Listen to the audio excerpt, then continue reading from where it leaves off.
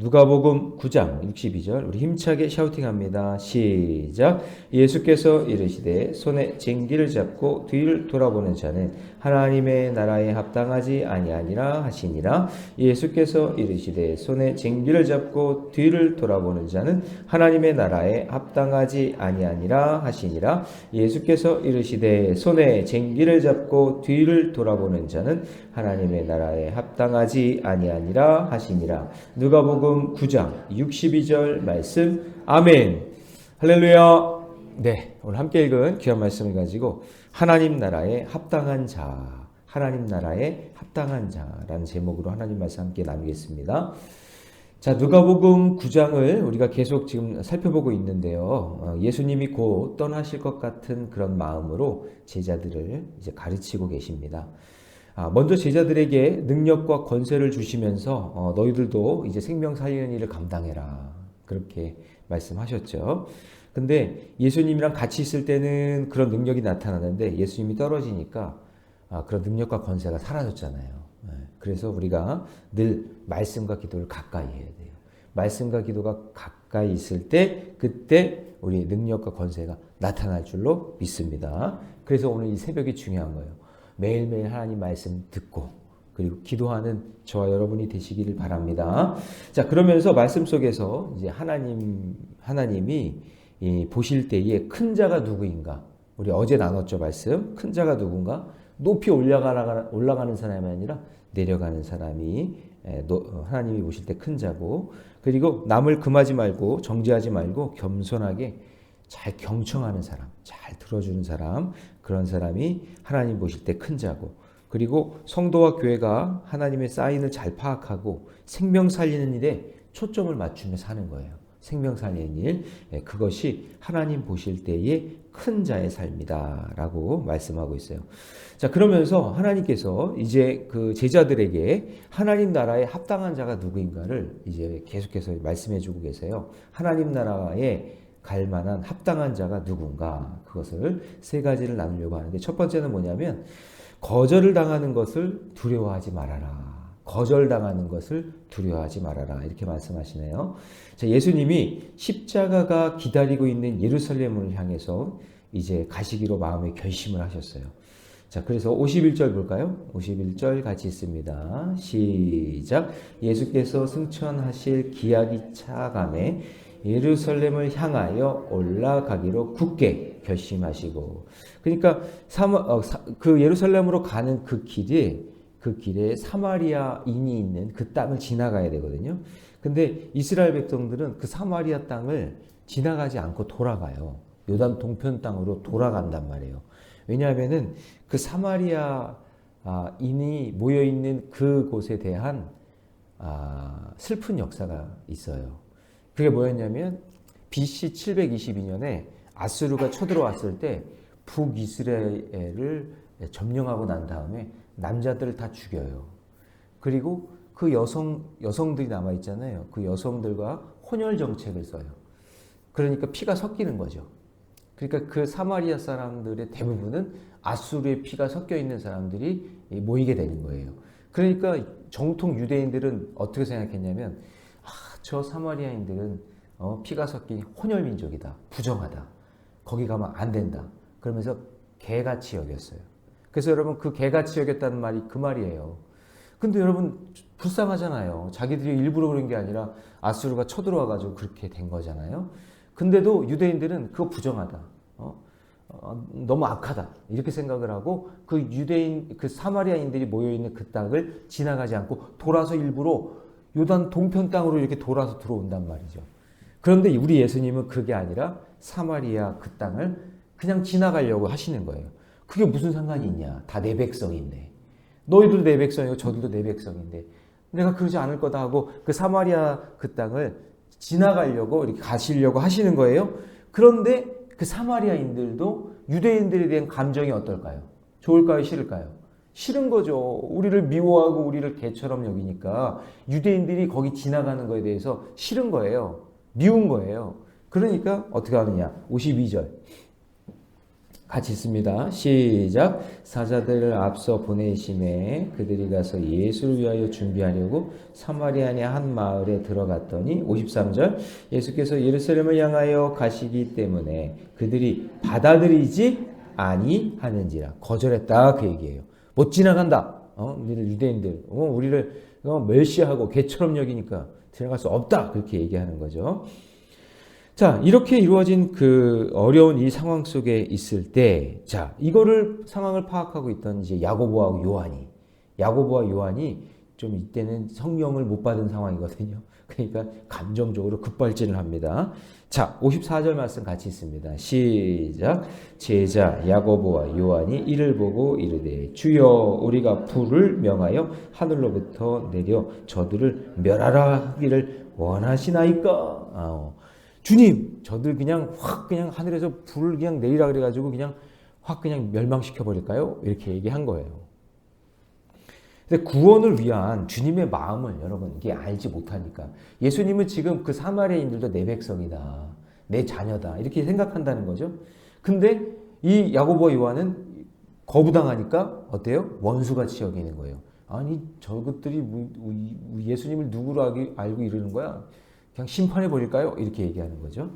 그랬더니 예수님이 뭐라 그래요? 제자들을 꾸짖죠. 55절 보니까 예수께서 돌아보시며 꾸짖으시고 56절 함께 다른 마을로 가시니라. 그러니까 예수님이 거부당하니까 이렇게 돌아서 가시게 됐다. 그런 얘기예요. 자, 여러분 사실 여러분 내 편안함과 내 유익보다 하나님의 뜻을 먼저 구해야 되는데 하나님의 뜻을 모를 때 우리는 감정적으로 막 판단하고 정죄할 때가 있단 말이죠. 거부당하니까 싫은 거예요. 나를 왜 거부해? 내가 너희들한테 잘못한 게 없는데 뭐 그런 거죠. 그러니까 여러분 우리가 인생 살 때 거절당할 때가 있죠. 거절당할 때가 있단 말이에요. 그래서 돌아가야 되는 그런 상황이 돼서 시간이 더 걸리게 되고 그리고 내 계획에 차질이 생길 때가 있어요. 그럴 때 여러분 감정적으로 대하거나 상처받지 않았으면 좋겠어요. 우리 예수 믿는 사람들은. 그럴 수도 있으니까. 그런 일이 일어날 수도 있으니까. 우리는 거절당하면 상당히 괴로워요. 상당히 힘들어해요. 근데 여러분 거절당했다고 해서 실패한 건 아니에요. 저를 따라해 봅시다. 거절이 실패는 아니다. 거절은 실패가 아니에요. 그러니까 우리 오늘 여기 계신 분 중에 글쎄요 30대도 있고 40대도 있고 뭐 50대 60대도 있고 70대 80대 권사님 몇 살? 85세. 그러니까 80대도 있잖아요. 그렇죠? 근데 저는 그 나이가 이런 생각이 들어요. 나이가 먹었다는 거는 그만큼 거절을 많이 당했다. 그런 생각이 들어요. 여러분 나무가 보면은 나무태가 있잖아요. 나무태. 1년, 2년, 3년 지면 나무 이렇게 싹 베보면은 나무태가 이렇게 쫙 촘촘하게 있잖아요. 그건 뭐냐면 그 추운 겨울을 다 지났다는 뜻이잖아요. 그만큼 인생에 그 고난과 거절을 당한 그 연수가 그만큼 쌓인 거잖아요. 그러니까 나이가 그만큼 많다는 얘기는 그만큼 거절당하며 살아온 인생이라는 거예요. 우리 인생이. 그렇죠? 저는 이제 50 넘었으니까 50년 넘게 거절당한 거예요. 저는. 우리 권사님은 80년 넘게 거절당하며 산 거죠. 네. 앞으로 더 거절당하시게 되잖아요. 앞으로도 더 우리 그런 일들이 일어난단 말이에요. 그러니까 인생이라는 거는 거절의 연속이에요. 계속 거절당하고 또 때로 외면당하기도 하고 때로는 눈물도 나고 슬퍼하고 그러는 거예요. 그러니까 당연한 거니까 거절당하는 것 때문에 그것 때문에 막 슬퍼하거나 분노하거나 그냥 그러지 마세요. 짜증내거나. 나 이렇게 속상하게 하는 사람 있잖아요. 그렇죠? 그리고 가끔 막 목사님 아유 그 인간 때문에 너무 싫고 짜증나고 그게 원래 그런 거예요. 그런 게 원래 우리 인생이잖아요. 그러니까 거절당하고 분노가 오고 막 그럴 때 그때 사람들이 나를 거절해도 하나님은 나는 거절 안 하시잖아요. 그렇죠? 우리 하나님이 계시잖아요. 그 사람 바라보고 실망하지 말고 눈을 들어 하나님을 바라봐야 돼요. 그게 우리 믿음의 삶이라는 것을 여러분 꼭 기억하셔야 돼요. 그래서 적용 질문 드립니다. 누군가 나를 거절하고 배척할 때 분노합니까? 인내합니까? 분노하는 거는 아직 철이 없는 거예요. 아직 인생을 잘 모르는 거고요. 근데 인내하고 주님 바라보는 사람은 이제 나이테를 조금씩 가져가고 있는 거예요. 그래서 여러분 구원 때문에 돌아가야 할 적용을 하셔야 돼요. 돌아가야 할 적용. 오늘 큐티 본문 그 적용 질문에 보면 돌아가는 적용을 하라 그래요. 그러니까 돌아간다. 뭐냐면 거절당해도 내가 돌아서 가리라. 예. 여러분 물이 흘러갈 때 그러잖아요. 물이 흘러갈 때 이렇게 돌이 막고 있으면 돌을 이렇게 돌아서 이렇게 돌아가잖아요. 예? 어쩔 때는 딱 차올라서 넘어가든지. 예. 그런 마음으로 신앙생활 하시기 바랍니다. 살면서 당하는 거절감을 당연하게 여기고 생명 살리는 일을 감당할 때 하나님 나라에 합당한 자가 될 줄로 믿습니다. 예수님처럼 그런 마음이 있었으면 좋겠어요. 괜히 그냥 왜 하늘에서 불을 내려, 그렇죠? 그래서 왜 그렇게 그러려고 그래? 그렇게 할 필요 없고 하나님의 은혜를 바라보면서 돌아가는 그런 은혜가 있기를 주님의 이름으로 축복합니다. 두 번째, 하나님 나라에 합당한 자가 되려면요, 머리 둘 것이 없는 것 때문에 근심하지 않습니다. 근심하지 않아요. 예수님과 제자들이 거절당하고 다른 마을로 돌아가자 어떤 사람이라는 거는 여기서 마태복음에 보면 서기관으로 나와요. 이 서기관이 예수님을 따르겠다고 와요. 그러니까 여러분 보세요. 돌아가니까 또 누굴 만나잖아요. 그쵸? 사마리아 땅으로 가면은 못 만날 사람을 돌아가니까, 자, 57절 다 같이 시작. 길 가실 때에 어떤 사람이 여짜오되 어디로 가시든지 나는 따르리이다. 돌아가니까 이런 사람도 만나고 저런 사람도 만나고 또 하나님의 또 아름다운 역사가 일어나는 거죠. 자, 그 사람을 만났는데 그 사람이 뭐라고 그러냐면은 어디를 가든지 따르겠다라고 얘기해요. 그렇지만 우리 예수님은 하나님이잖아요. 그 사람의 마음 중심을 딱 보고 계시는 거죠. 이 사람이 나를 따르려고 하는 이유가 뭔지. 그러니까 뭐냐면 여기 본문에는 없지만 예수님이 그 다음 구절에서 이야기하신 것을 보아서 이 사람이 예수님을 만나서 뭔가 유익을 얻으려고, 자기 목적을 채우려고 그렇게 예수님을 따라왔다라는 거예요. 그러니까 예수님이 뭐라 그러세요? 58절 다 같이 시작. 예수께서 이르시되 여우도 굴이 있고 공중의 새도 집이 있으되 인자는 머리 둘 곳이 없도다. 그러니까 어찌 보면 모든 인간의 삶은요, 머리 둘 곳이 없이 살아가는 거예요. 여러분 머리 둘 곳이 여러분 있어요? 목사님 저는 집이 있는데요. 그렇죠. 집에서 머리 둘 곳이 있긴 하죠. 근데 여러분 또 일어나서 움직여야 되잖아요. 게다가 머리 둔다는 게 계속 머리만 이렇게 어디다 대고 둘 수도 없잖아요. 또 활동해야 되고 일해야 되고. 그리고 또 머리 생각조차도 계속 판단하고 계속 생각하고. 우리는 솔직히 얘기하면 머리 둘 곳이 없는 인생이에요. 머리 잘 들고 계시죠? 머리 잘 갖고 계시죠? 근데 어쩔 때는 이게 내 건지, 이건 내 생각인지, 마귀가 주는 생각인지 모를 때가 있잖아요. 그러니까 솔직히 얘기하면 우리 모두는 전부 다 머리 둘 데가 없는 사람이에요. 그래서 여러분 그렇게 살다가 진짜 머리 둘 곳이 오죠? 그렇게 살다가 죽으면 진짜 영원히 머리 둘 곳이 오는 거죠. 그러니까 여러분 머리 둘 곳이 없는 게 우리 인생인 거예요. 저는 그렇게 생각이 들어요. 그러니까 여러분 우리가 아이고 머리 둘 곳이 없네, 바쁘네, 아유 나는 이것밖에 없네, 안 되네, 이런 생각에 사로잡혀서 자꾸 마귀의 유혹에 넘어가지 말고, 그래 우리 인생은 머리 둘 곳이 없는 인생이야. 지금 예수님이 왜 그 사람한테 그렇게 얘기하냐면 그 사람은 지금 뭔가 예수님을 만나서 뭔가를 얻고 싶고 뭔가 더 가지고 싶고 뭔가를 더 채우고 싶어하는 그런 욕구와 욕심이 있는 거죠. 근데 예수님이 그러는 거예요. 인생은 나를 봐도 알겠지만 머리 둘 곳이 없는 인생이야. 여우도, 자 58절 읽어볼까요? 다시 시작. 예수께서 이르시되 여우도 굴이 있고 공중의 새도 집이 있으되 인자는 머리 둘 곳이 없어. 머리 둘 곳이 없는 인생이야. 그러면서 네가 지금 그렇게 욕심 부리는 거 내가 다 아는데 그거 나 따라왔다 온다고 해서 얻을 수가 없어 라고 이야기하는 거예요. 그래서 여러분 성도는요, 세상 성공과 대접에 흔들리는 그런 나의 마음을 보고 주님께로 빨리 돌이켜야 돼요. 아 그렇죠 주님, 이런 욕심과 이런 걸로 내가 주님 따르고 있다면 주님 용서해 주시고 저는 생명 살리는 일, 하나님 기뻐하시는 일을 제가 감당하겠습니다. 세상 유익을 버리고 머리 둘 곳이 없어도 주의 길을 따라가는 것이 참된 제자의 모습이다 라고 말씀하시는 거죠. 자, 적용 질문 드립니다. 내가 주님을 따르는 까닭은 무엇입니까? 여러분 예수 믿고 신앙생활하는 이유가 무엇이에요? 그거에 대해서 묻고 있는 거죠. 명예와 출세 등 세상 성공입니까? 아니면 영생의 축복입니까? 오늘 우리 모래내교회 모든 성도들은 영생의 축복을 받는 저와 여러분 되시기 바랍니다. 자, 세 번째, 하나님 나라에 합당한 자가 되려면요, 우선순위가 분명해야 돼요. 자, 예수님을 믿고 따르는 자는 급한 일과 중요한 일을 분별하는 사람인데요.